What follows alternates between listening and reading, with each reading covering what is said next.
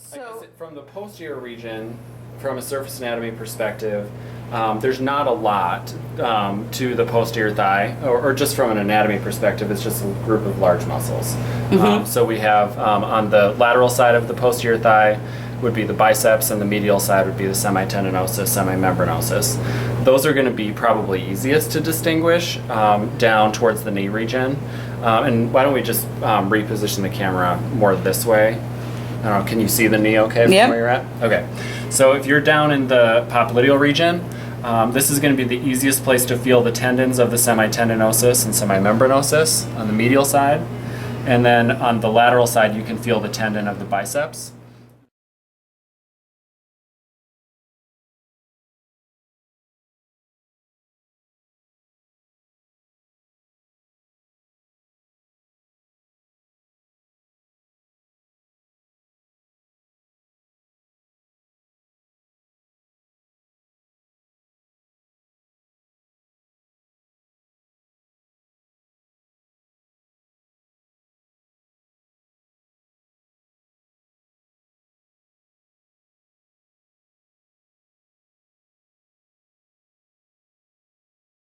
If you work your way up, they sort of give way to the muscle part, and then that's where it gets a little bit harder, at least for me as a non-practitioner, to feel the difference between the individual muscle bellies. Is that something that you feel like you can discern, like within the muscle mass itself, like where one muscle ends and another begins? sometimes I can. It depends to a large extent how much muscles are developed. Sure. They're really easy to feel the difference in my 90-year-old mother, Yeah. you know, and not so easy to feel the difference in a young athlete. Sure. But what you can do is down in this tendinous region that you were just talking about, whether it's semitendinosus, semimembranosus, and where the gastrocnemius comes up, and there's a little bursa apparently right there that can get real sore, or up here in the ischial tuberosity, whether they're feeling pain in either one of those places, you're going to find hard muscle tissue. And you're going to be able to tell the difference because some of it will be soft. So Matt, in particular, has a tight place right in here. Is that kind of tender for you when I poke on it, Matt? Yes, it is. Okay. But it's not tender over here? No. Okay. So you see, I can, though I may not be able to tell the difference in the, semimembranosus and semitendinosus up here. Sure. I can tell the difference between a muscle that's tight and a muscle that's Right. fine. Which is probably the most important thing. That is the Yeah. most important thing to Yeah. me, yes.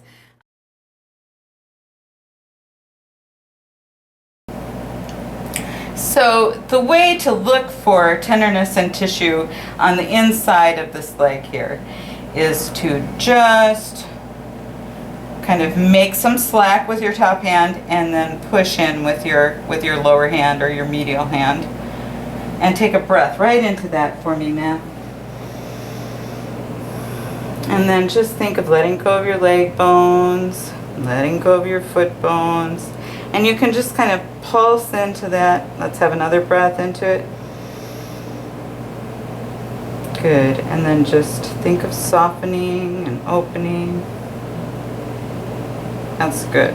So that feels like it's gone. Is it gone? Mm-hmm. Yeah. Okay. So that's what we do. You know, we find hard places and soften them up and make them quit hurting.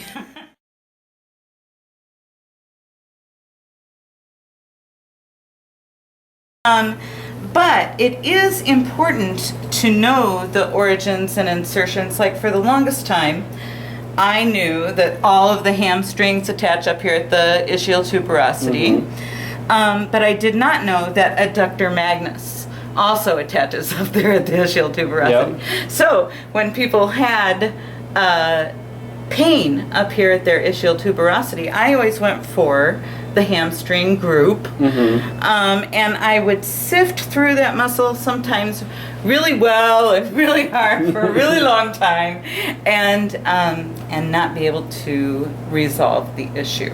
Interesting. Whereas now that I have looked more carefully at the situation, and I know that adductor magnus also attaches up there.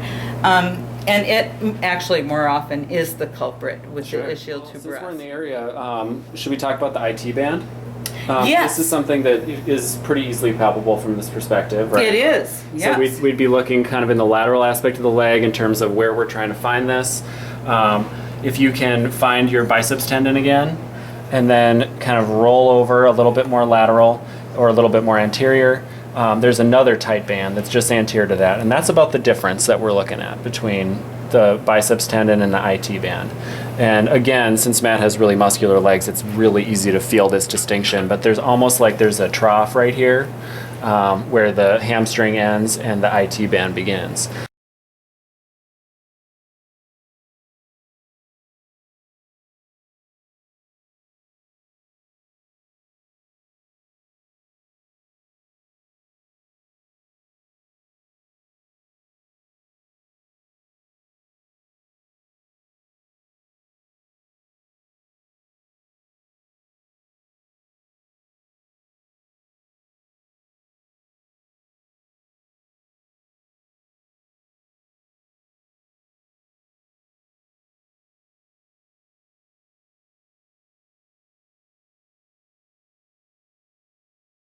A lot of people do have pain in their IT band, or they have had it poked on by physical therapists, perhaps massage therapists. That's just my belly there, Matt. Don't worry about it.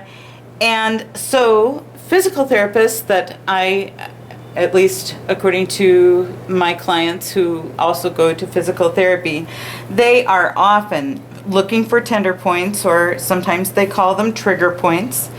A trigger point is just a tender point that refers pain to another area. Yeah. Mm-hmm. So it's easy to get confused between a tender point and a trigger point. But it is typical and traditional to treat pain along this iliotibial band. In part to relieve knee pain. Sometimes people will treat that. I have found much better relief from dealing with tensor fascia lata. So at the top of the femur here, just drop to the inside into that meaty area with kind of a loose fist. Mm-hmm. And you're right below the iliac crest there, right? I am. Mm-hmm. Yes, just between the iliac crest and the femur, Okay. right in this meaty area here.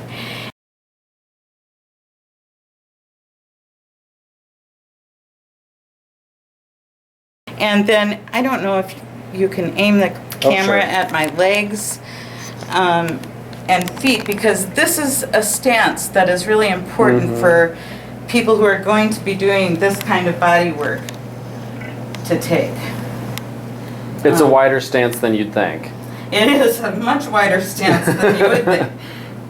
But you see, I get to keep my back completely straight, and I have my whole body moving to provide this kind of pressure. And how does that feel to you, Matt?